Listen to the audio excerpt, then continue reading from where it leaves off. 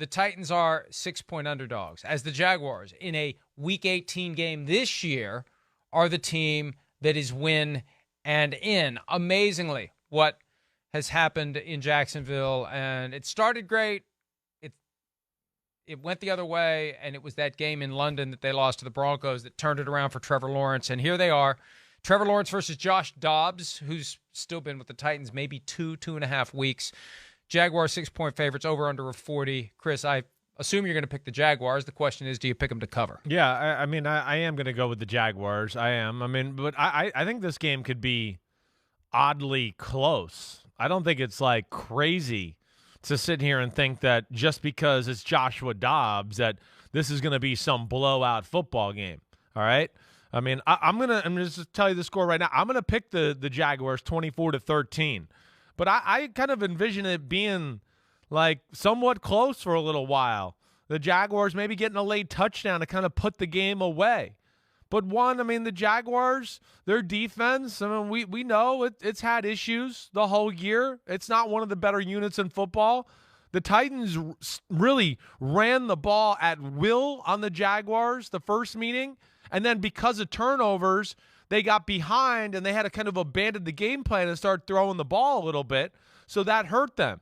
But Joshua Dobbs, as compared to Malik Willis, does give them a little bit more of a drop-back pass game, effect. And he's played a little bit and got more experience. He's just more polished as a passer and a pocket passer right now.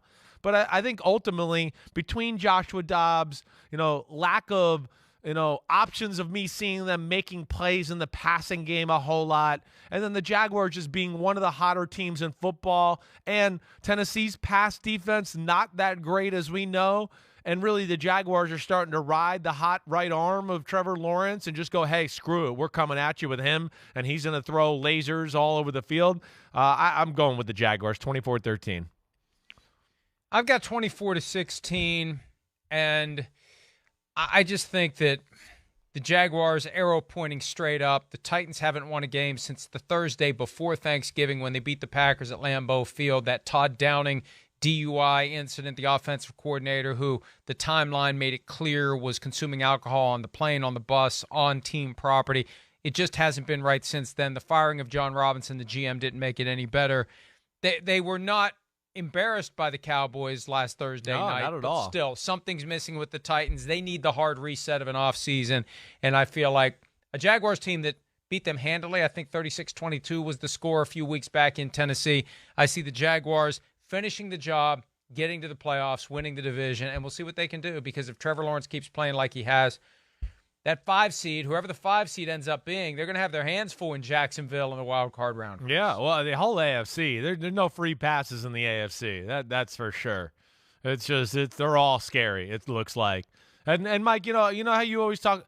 I wouldn't be surprised if Tennessee made this really close. I kind of feel like with Vrabel and Tennessee the way you do with like the Steelers and Mike Tomlin.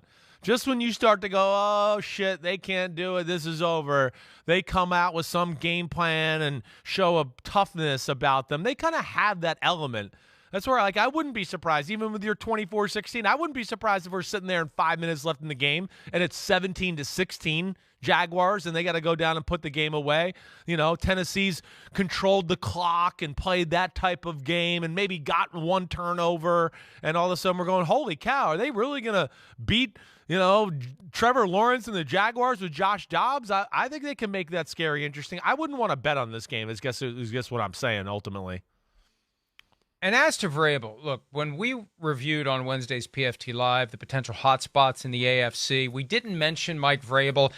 I have a post that I'll publish at the appropriate time at PFT looking at the hotspots as well. And Vrabel, I think at this point, you just don't know what his future is. He was coach of the year last year, but Amy Adams Strunk, the owner of the team, already has fired John Robinson. The team hasn't won a game since then. You just don't know. I can't imagine it. I don't think it should happen. I think they should stand pat.